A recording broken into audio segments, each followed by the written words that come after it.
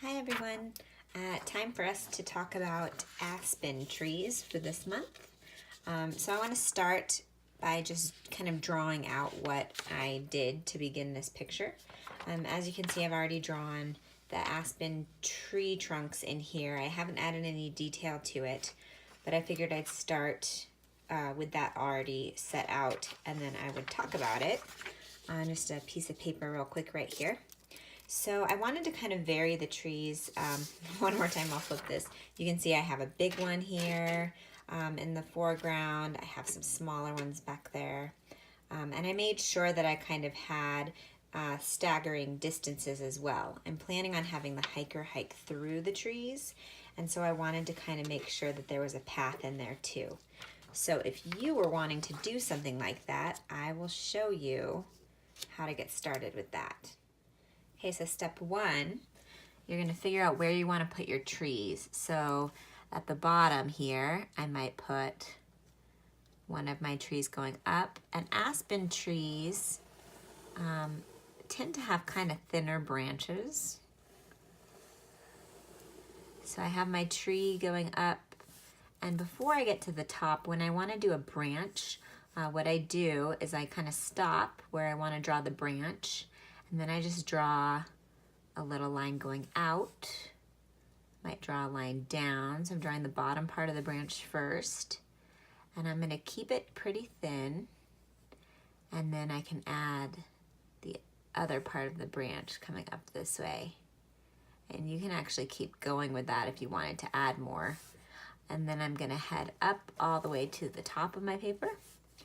And then on this side, I can choose if I want to add a branch. I could do the same thing, go out, over, and up, just like that. If I want to add some smaller trees in the background, I would choose kind of this area up here, and I might even add it close enough that it kind of is behind this branch right here. I'll add a line going up. I might decide to make a little branch coming over this way. Might be really small that time. Up, and then same thing over here. I might go up, around this branch, and maybe for this one, I'll just keep it straight like that. Okay? Okay, before we move on, I wanted to kind of show you, a lot of times when I'm creating something, I like to have some pictures that I can kind of look at to get ideas. I love Pinterest for that because I can pull up a paper like this and I can get some nice close-ups of aspen trees. I can also see artwork inspired by aspen trees, but this is a great source for me. And then you can see I have one pulled up here that I'm looking at too. And then I also use Google just to pull up the Google images so I can get lots of different examples. And I feel like that's important as an artist to get a lot of different examples of something. Usually when I'm thinking about drawing a new animal, or I'm thinking about drawing some sort of element in the environment, I like to look at a lot of different examples. So I'll look at photographs, but then I also love looking at artist interpretations of things as well, because I can get some ideas of that for me too. So before we get started adding some of the details like the leaves and the bark texture, I'm going to be painting over the words of this with white paint. And you can see I chose to do that because aspens have all of that cool texture and marks on the bark. And if I leave the words as they are, then it's going to end up being too busy for the tree trunk. But you'll see I leave a little bit of word texture in there because I think it does play with the bark texture pretty well. So I'm going to start with a wet brush, just dipped in water, and kind of a medium-sized brush for now for the tree trunk. I'm going to come in, and I use a wet brush because it will naturally thin out the paint just a little bit so that I'll still have the text in there showing through. And I like working in layers, and I like adding my ink last so that as I'm painting, if my paint does happen to go over the edge into my background, that's no big deal because I can just make the tree just a little whiter there. And the other thing that I love about painting tree trunks is that they are not perfect. They have a lot of twists and turns, a lot of bumps. Some of them aren't straight. And so when I'm painting, you know, if I end up with a bump, when I'm drawing, if my tree's a little crooked, a little leaning, that's okay because that's a tree trunk and that's what they do.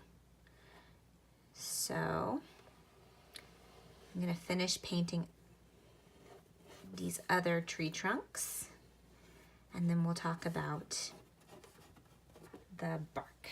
Okay, tree trunks are painted. One thing I didn't mention was switching brushes. So when I am planning on doing some smaller work like these branches, it's a good idea to switch to a smaller, kind of finer tipped brush there. Okay, so everything's painted now, and I'm gonna let it dry really well because I am gonna be using some ink in the next step, but I'm also gonna be painting and I wanna make sure the layers are really dry before I do that. All right, for my next step, I'm gonna be playing around with the bark texture and I'm gonna be using my thin brush again and a little bit of black paint, and then I'm going to be dipping my brush in water to thin down the paint so it's kind of a little more like a dark gray. I'm not mixing white with it, I'm just thinning it down with water a little bit. And what I'm gonna do is start with the paint, and I'm just gonna start painting little dots on the tree. They don't have to be perfect, and then I'm also gonna be adding some lines for more bark texture and some small dots. And some will be a little darker. So for some I might choose to not use as much water on there. And for others, I'll kind of water it down a little more, make it lighter. So I'm making some kind of bigger dots because the aspen trees do have kind of those eye shapes to them. And then some smaller dots in there. And I'm just gonna kind of fill the tree with those various little marks all the way down. And you can kind of play with whatever type of pattern design you want on here. It can be kind of just random. So you might choose to have some bigger dots in certain places, and in some places you might choose to have just some smaller dots with the lines on there too. So I'm gonna go ahead and fill my trees with this kind of texture in there. So once finished with the bark texture, then I take a micron pen, and this one is a 0.5, but you can use whatever size you'd like. And then I just redraw my lines on the edges of my tree and on the branches so they stand out really well.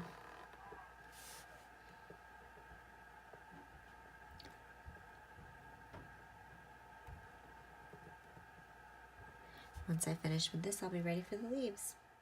All right, I've finished my lines, and you can see I've already started working on some of the leaves. If you want more leaves on your aspen tree, you can always add more leaves on there. You can do bunches of leaves. I'm kind of keeping mine simple for this particular illustration. I'm using a brighter green. This one is a brilliant yellow green, but you can also mix your own by just mixing your green and your yellow to the shade of green that is your liking. And then I'm actually mixing that yellow green with some white. So I'm trying to get a nice bright pop of green in there and a nice light pop. And what I'm doing to create my leaves, since aspen leaves tend to be a little more round and then pointy on the ends, I'm starting on the tip of one of the branches, and I start with a ball, and then I just kind of use my brush to drag down the tip. So I'm using a ball, and then I drag down the tip. And since I tend to like things kind of neater on there, I kind of am keeping my leaves separate as I go. But that's the technique that I'm using for that. When I'm done with that, then I'm going to go back with a pin again, and I'm going to go over my leaves so that they stand out a little bit more and kind of match with the line drawings of the tree. So the last step, once all the leaves have been painted on there, would be to go over the outer lines of the leaves with a pen. I'm going to use the 05 because I want the bolder line on there. And so I would just kind of start. I want it to be a little on the pointy side. And pins can really help too if you don't really have a lot of definition when you initially start to paint something. The pin can kind of help give you that shape that you're looking for. And I might go back in and do some other work on there. I may end up adding a few more branches in there and a few more leaves, but we'll see. Like right here, I'll add one in there.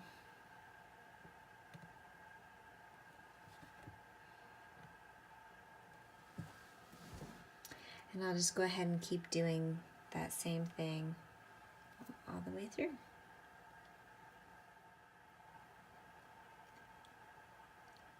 And as I draw, and you may end up doing this too, you may notice certain areas that you want to add to.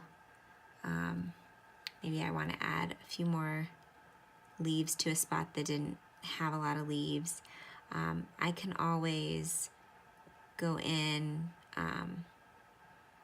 maybe add some more branches, maybe I might want another little branch sticking out right here. So I can add that with my pen, and then I can go back in and add some more leaves in there.